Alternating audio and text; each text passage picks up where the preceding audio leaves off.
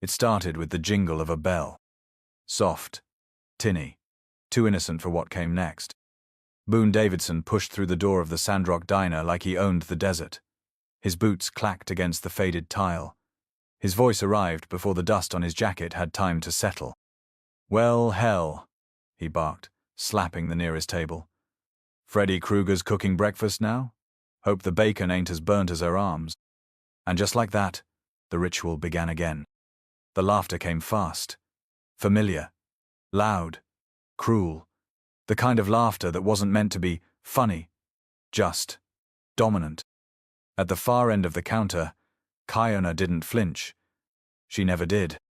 Have you ever seen someone hide in plain sight yet, carry the battlefield in their bones? If stories of honor reclaimed and justice earned in silence speak to you, subscribe now. This one stays with you. Now let's go back to where it began. The diner, the scarred waitress, the silence before the reckoning. The Sandrock Diner sat off State Route 86, on the edge of nowhere, Arizona, paint peeled in strips from its sun-baked walls. The menu hadn't changed since the Reagan years. It wasn't glamorous. It was routine. And every Tuesday at 7:45 a.m., Boone Davidson and his right-hand man Rourke arrived like clockwork. Same booth by the window, same insults, same target. Kaionah moved from the kitchen doors to the table, balancing a pot of fresh coffee. She wore a crisp white uniform shirt, sleeves just short enough to reveal what they all loved, to mock scars that climbed her arms like old fire damage, the kind that never quite faded. She walked steady, eyes forward, controlled. "Anything else, gentlemen?" she asked, her voice calm as desert wind. That tonette got under Rourke's skin. He leaned back, exaggerated, smirking like a boy who'd never been told no in his life. "Tell us," he said, swirling his mug just to delay her. "Was it a meth lab or a gang fight? Or did your boyfriend finally get tired of you?" Boone chuckled, pleased with the setup. "Gotta be the boyfriend," he added. "One of those combat vets with a bad temper. Probably dropped a match just to make her quiet down." Another burst of laughter. Kaionah finished pouring. Still no reaction. She stood upright. Posture exact. Not military, but close. "Enjoy your breakfast," she said. No smile, no flinch. Just silence, perfectly measured. Then she turned, walking back to the counter like the air behind her wasn't thick with humiliation, like it wasn't anything at all. But someone else noticed. In a booth tucked in the back, Elijah McGraw sat cradling a chipped mug of black coffee. His eyes followed Kaionah's movements with a different kind of focus, one, not dulled by bourbon or arrogance. He'd seen it before. That kind of composure under fire. That way of standing feet slightly apart, hands held loose at the sides like waiting for a signal. He narrowed his gaze, brow creased. This wasn't just a waitress. There was training in that silence. There was history in those scars. Kaionah had just turned from the table when Rourke muttered under his breath, not low enough. Probably burned herself cooking crack in the back of a trailer. Wouldn't be the first. She stopped. Not abruptly, just enough to make the silence feel heavy. Then, slowly, she turned back. Her eyes met Rourke's, steady and direct. No anger, no sorrow. Just the quiet focus of someone who'd learned the cost of emotion under pressure. The kind of gaze that said, "I've been through worse. And I remember everything." She stepped half a pace forward, just close enough to make Rourke blink. "Careful," she said softly. "Some stories aren't yours to laugh at." She didn't wait for a reply. She didn't need one. Just turned and walked toward the next table, with the same surgical precision she'd used to pour the coffee. Rourke scoffed, but something in his laugh caught. A hesitation, a flicker of doubt. And at the far corner of the room, Elijah McGraw lowered his mug. He had served 2 tours in Afghanistan. Infantry, forward recon. He had seen grown men crack in the dead calm before a night raid, and others who steadied themselves the way Kaionah had just done slow, deliberate, silent. She hadn't snapped. She hadn't fought back. but she had taken control of that moment, in a way only someone with training would. McGraw narrowed his eyes, watching her clear plates at the booth across from Davidson's. No wasted motion, eyes always scanning, always aware. She adjusted her stance when someone passed behind her, shifted her footing subtly when a tray wobbled in a junior waitress's hand, calibrating, anticipating, like muscle memory. He'd seen that before. Not in diners, not in civilians, in combat medics under fire, in sergeants laying down perimeter markers, in trauma specialists with hands covered in blood and a Chinook engine screaming overhead. And then came the detail he hadn't caught the week before. When Kaionah leaned forward to pick up a napkin that had slipped from a table, her sleeve inched up. Just enough. Just long enough. A faded ink mark peeked out from the edge blurry, aged but still unmistakable to the trained eye. McGraw's pulse ticked faster. A bird, wings folded back, perched on the arc of a crescent moon. He'd only seen it once in an after-action report stamped Top Secret, Eyes Only. Detachment 1375. Night Owl Group. A unit that technically didn't exist. Not in the Pentagon. Not in the records. But McGraw knew better. In Helmand Province, a downed convoy had whispered that name across comms like it was folklore. Medic came out of the dark, one survivor had said. Didn't talk, didn't blink. Patched 3 of us up before the airlift came, then vanished. He stared at Kaionah now, moving like someone who'd done it all with no one watching, and never expected recognition. McGraw leaned forward slightly in his booth, suddenly alert. Not out of fear but respect. He didn't know her name yet, but he knew what she was. And more importantly, he knew Davidson had no damn clue who he was mocking. Not yet. But that was about to change. It happened quickly, almost too quickly to notice. Kaionah bent down to pick up a napkin a child had dropped beneath a high chair. It was a smooth, natural motion, the kind every good server learns to do without interrupting the rhythm of the room. But as she reached, her sleeve shifted. Just a few inches. Just enough. A faded mark peeked from beneath the hem, blurred slightly by time and skin grafts, but not lost. Elijah McGraw saw it, and froze. The black ink, though aged, was still clear to anyone who'd served. A crescent moon, a perched owl, wings tucked tight, one talon raised. His mouth went dry. First recon? He whispered to himself. No, that's Owl Group. Detachment 1375. Night Owl Group. Unofficial, undocumented, and unforgettable to the handful of soldiers whose lives had been saved in the dark because of them.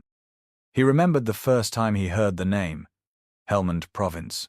A nighttime ambush had torn through his unit. They were pinned, half of them bleeding out, the rest out of ammo. Radio comms were down. No medevac in sight. Then came the whisper. A medic had breached enemy lines, solo.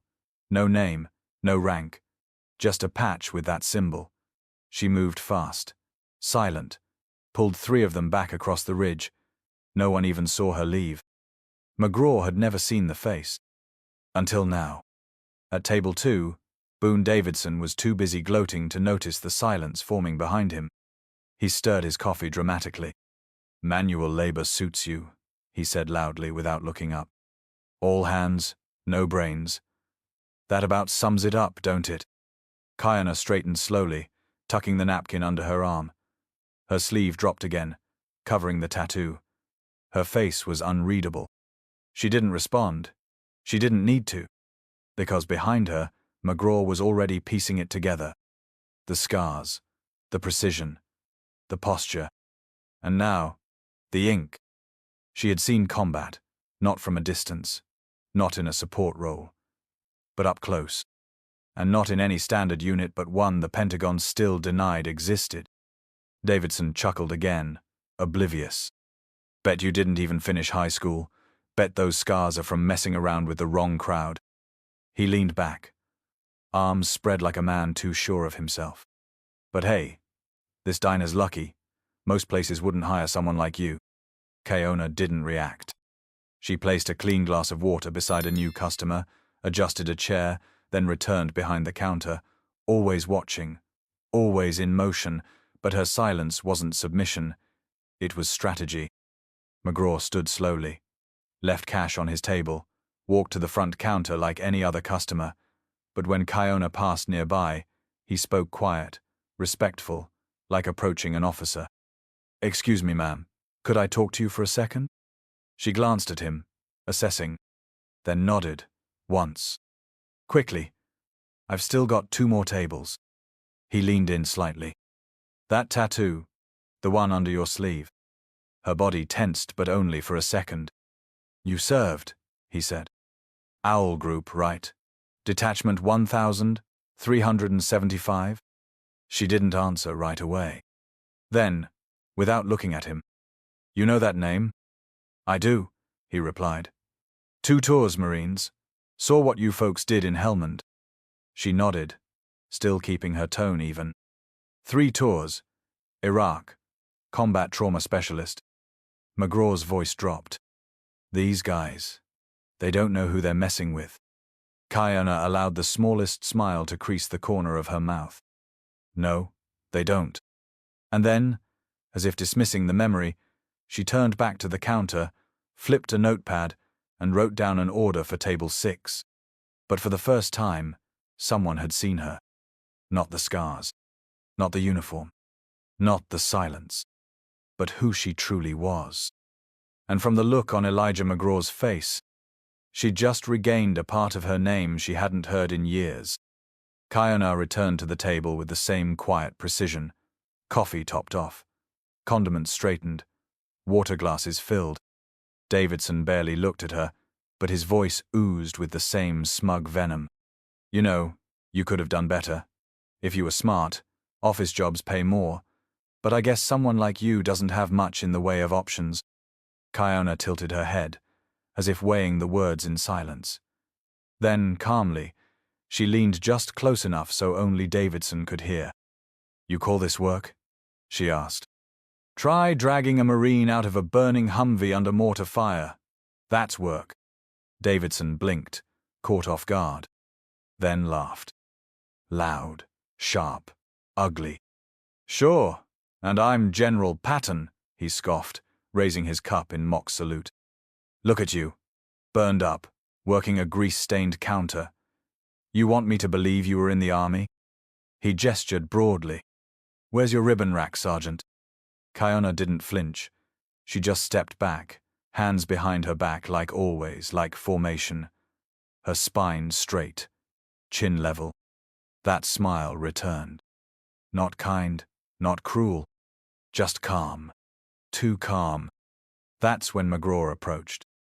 He didn't raise his voice, didn't interrupt like some bystander trying to play hero.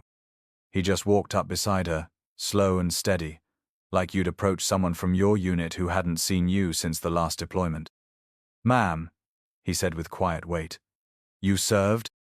Kaionah glanced his way, and for the first time all morning, something in her face softened. Not much, just a flicker, but it was enough. 3 tours, she replied. Iraq, trauma, evac. McGraw nodded slowly. That confirmed it. She added, her voice almost a whisper. Unit never made it to official records. That's how it's supposed to be. Davidson raised an eyebrow, now mildly curious but still dismissive. Wait, you two know each other now? What is this, a reunion tour? McGraw ignored him. He was focused on her posture, her language, the way she never once asked to be believed. That, more than anything, was proof. You a night owl, he said under his breath. Weren't you? Kaionah gave no visible response. But she didn't deny it either. McGraw looked back at Davidson, then at the phone on the table beside him. Recording light. On. You filming all this? He asked. Damn right I am, Davidson grinned. Monster here just admitted she's a war hero. Can't wait to show the boys back at the office. Maybe she'll cry on camera. Kaionah looked at him and smiled again.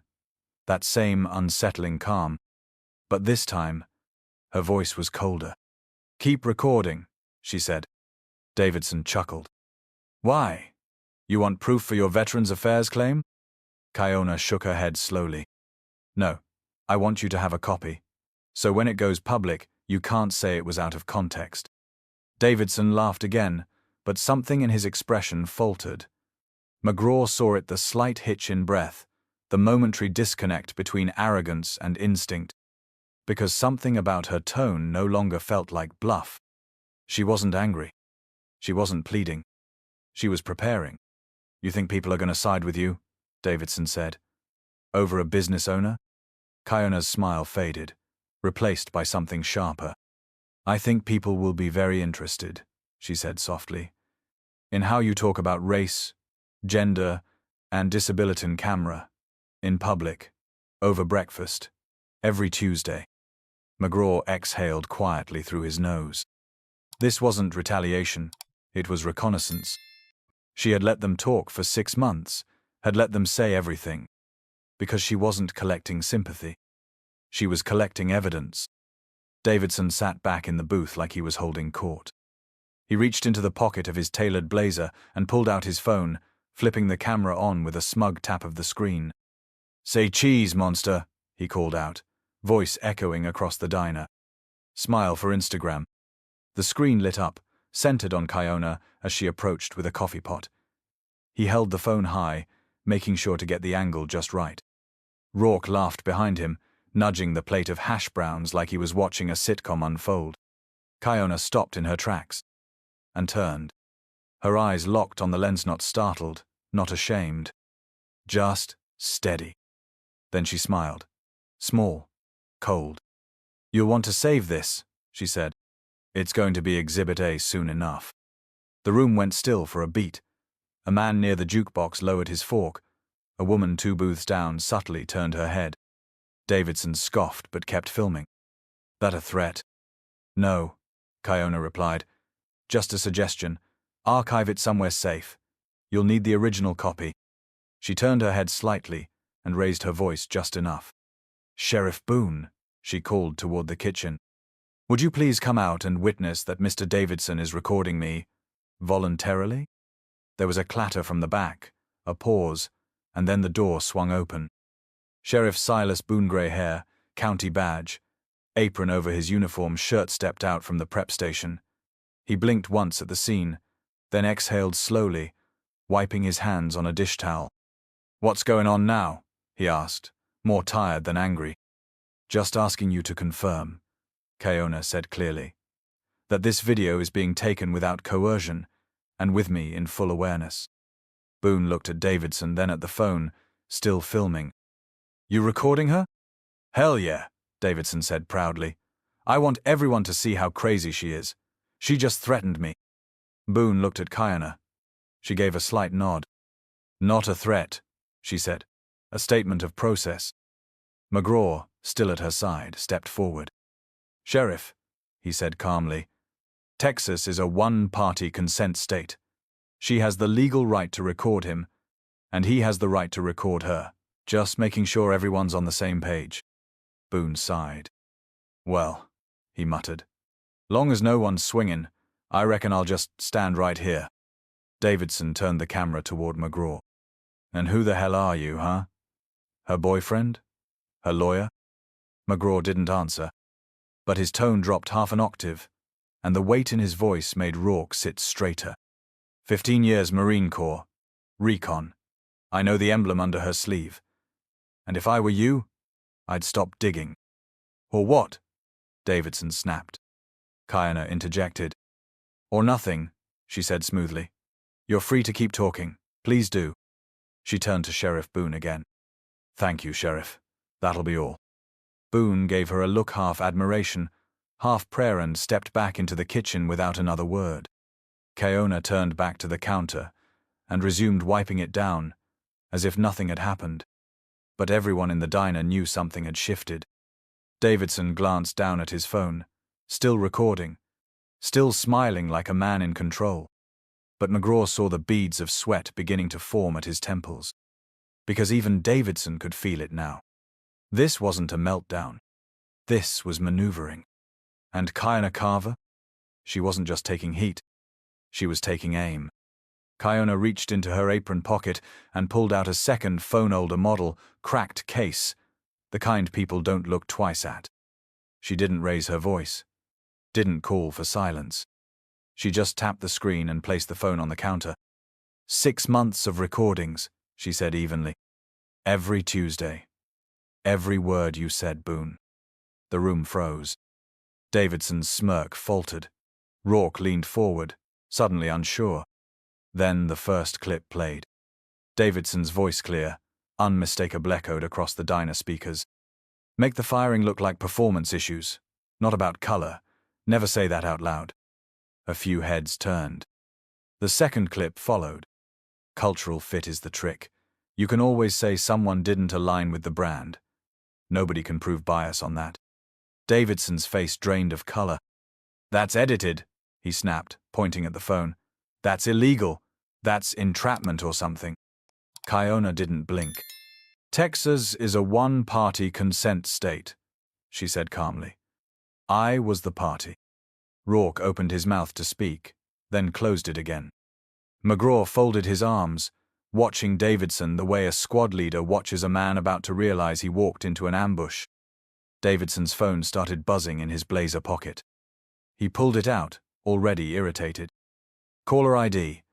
Marissa Davidson, his wife. He ignored it. Another call came in instantly. This one, Michael Stevens, key client. He answered with forced cheer. Mike, I'm in the middle of... But the voice on the other end cut him off, cold and sharp. Davidson, what the hell is going on? You're trending. My wife just sent me a clip from Instagram. Something about you filming and mocking a war veteran? Davidson's mouth opened and closed. What? No, she's just some waitress, some burnout? No, she's not, Stevens snapped. Apparently, she's a decorated trauma evac specialist.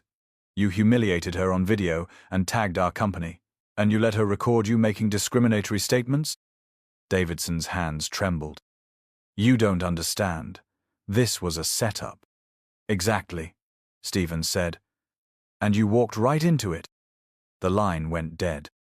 Rourke's phone buzzed next, then Davidson's again. Messages piling up. Alerts. Screenshots. Kaionah walked slowly toward the booth, phone still playing clips from weeks of recorded abuse, clear, dated, and undeniable. She stopped at the edge of their table. You always assumed I was invisible, she said quietly. That I had no voice, but I was listening. Davidson surged to his feet. This is defamation. No, she replied. This is documentation. She tapped her screen again. A new recording played. Davidson, weeks ago, laughing. We help companies clean house. Get rid of the ones that don't fit the image without lawsuits. Hell, I've walked whole departments out the back door with smiles on their faces. Kaionah looked to Sheriff Boone, who had returned from the kitchen, lips pressed tight. Sheriff, you heard that? Loud and clear, he said. And I've got no plans to forget it. Davidson's phone rang again. This time, the ringtone was louder, distorted by tension. He let it ring. McGraw stepped forward. You want to know what your mistake was? He said, voice low. It wasn't mocking her. It was assuming she was weak because she stayed silent. Kaionah nodded, gaze steady. You never saw what I was carrying. That was your real failure. She turned her phone around, showed him the final screen. Email drafts, folder structure, contact lists. Everything I've recorded is already backed up, already shared. Her voice lowered to a whisper. And every client you've bragged about firing black employees, they'll be getting a copy today. Davidson sat down, slowly. The laughter was gone now. So was the bravado. Only fear remained raw, spreading through his veins faster than any lawsuit could. Kaionah turned and walked back behind the counter, calm as ever. But this time, everyone was watching. And for the first time, everyone understood. It took less than an hour. By the time Davidson reached his car, the video Kaionah had taken along with clips from his own recording was already posted online. Not on some anonymous burner account. No. Kaionah uploaded it to his corporate social media through credentials he had left exposed while boasting mid-breakfast. The caption read, "Mitchell, Boone CEO mocks war veteran in public, decorated trauma specialist. 3 tours. Silence ends today." The clip opened with Davidson laughing. It ended with his voice saying, "Make it look like performance issues, not about color." Within minutes, views rolled in like a dust storm. Veteran networks picked it up first, then legal blogs, then civil rights groups. By noon, 3 major advocacy organizations had issued public statements condemning Davidson and demanding immediate investigation into Mitchell, Boone Associates. Elijah McGraw scrolled through his phone from the diner parking lot. "This," he muttered, shaking his head in admiration. "This is the cleanest ambush I've seen since Helmand. Textbook, quiet, tight, and decisive." He looked toward the window, where Kaionah now stood behind the register, punching in an order for Table 9 like nothing had changed. But everything had. Inside the booth, Davidson stared down at his phone, watching his own downfall unfold in real time. His inbox was flooded. 6 clients had already pulled their contracts. His board was calling an emergency session. Reporters were requesting statements. His wife had texted only 2 words. "We're done." He stood up shakily, approached the counter. Not with arrogance, not even with anger. Just confusion, and something close to panic. "Why didn't you say who you were?" he asked, voice brittle. You could have stopped this." Kaionah looked up at him, full in the face for the first time that day. "Because respect," she said slowly, "shouldn't require a uniform. It should be automatic." Davidson opened his mouth but found nothing to say. "You thought you were above consequences," she continued, quieter now. "Because people like me are supposed to stay quiet. Serve your food, smile while you spit on us." Her voice didn't rise. It didn't need to. "But I didn't survive 3 deployments to let someone like you decide my worth." She tapped her screen once more. "And I didn't build this file so I could ask for dignity. I built it so I could claim to my own terms." Rourke, still at the booth, stood awkwardly, his napkin half crumpled in his hand. He no longer looked amused. He looked like someone standing in the middle of a minefield, realizing every step had been a mistake. Sheriff Boone returned, glanced between them all, and gave McGraw a long, silent nod. "This whole place needed that," he muttered. "Been needin' it for a long time." Outside, a pair of passing truckers stopped at the window, pointing at their phones. One tapped the glass gently and saluted Kaionah through the glass. She didn't return it. Not yet. But McGraw did. A sharp, clean motion. And for the first time that morning, she nodded back. Davidson lingered another few seconds, then turned and walked out of the diner, shoulders slumped beneath 1,000 headlines. Kaionah slid the order ticket down the rail and kept moving. Nothing about her posture changed, but everything around her already had. The wall went up 2 weeks after the story broke national. Sheriff Boone cleared the back corner of the dinner roost to be where they stacked crates of soda and dusty calendar sand painted it over in a fresh coat of desert tan. Right in the center, under an old American flag that had once flown over Camp Pendleton, he hung the first photo. Kaionah Carver, U.S. Army, Combat Trauma Specialist, Detachment 1375, Night Owl Group. She hadn't wanted a ceremony, but Boone ignored her objections. "It ain't about pride," he told her. "It's about truth, and truth needs walls to stand on." Over time, more photos joined hers. Men and women from Sandrock and surrounding townsome who hadn't spoken about their service in decades. The wall gave them permission. It gave them space. It gave them her courage. Kaionah never asked for credit, but it came anyway. She was no longer just a waitress. In the 6 months since that Tuesday, she'd become a national consultant for veterans' rights organizations. She spoke before legislative panels, helped draft protections for workplace discrimination cases involving veterans. Quiet, firm, and exact. She didn't speak in slogans. She spoke in facts, and scars, and lived memory. Elijah McGraw moved into town soon after. Together, they co-founded Rally Point Western nonprofit, dedicated to helping veterans transition to civilian life with dignity and strategy. McGraw handled reintegration programs. Kaionah taught legal awareness and emotional survival. Their office had no flag in the lobby, just a simple framed quote on the wall. "We never stopped serving. We just changed the battlefield." Meanwhile, Boone Davidson was nowhere to be seen. Mitchell, Boone Associates dissolved within 2 weeks of the viral video. Lawsuits followed. Sponsors vanished. His home went into foreclosure. His wife filed for divorce. His name once, a symbol of corporate influence, was now shorthand for unchecked arrogance. He drove a dusty sedan now. No more luxury SUVs. No driver. No office. One day, near closing time, he walked into the diner. Not in a suit. Not with Rourke. Just alone. Kaionah saw him before he spoke. He didn't order. He didn't sit. He just stood there, awkward and stripped down. "I thought maybe," he said softly, "we could talk about misunderstandings, second chances." Kaionah didn't stop wiping the counter. She set the rag down, met his eyes, and said, "What happened wasn't a misunderstanding." She stepped out from behind the counter, close enough that her words landed sharp, but never raised. "It was a revelation of your character and mine." He nodded, once, and left. She never saw him again. Outside the diner, spring was breaking through the red dust.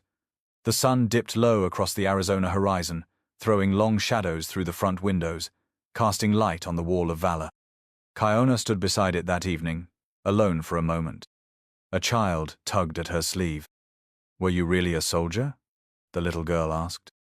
Kaionah looked down, smiled faintly, and said, "I still am, just in a different way now." She turned to the wall and gently touched the edge of her photo. No medals, no speeches, just the truth, finally visible. Some victories don't come with applause. They come in silence, in strategy, in the patience to let arrogance collapse on its own words. Kaionah didn't win by shouting. She won by enduring, by planning, by standing still long enough for the world to catch up to what she already knew. The best kind of justice isn't loud, it's strategic, measured, and permanent. Subscribe to hear more stories of resilience, dignity, and the silent strength that changes the world.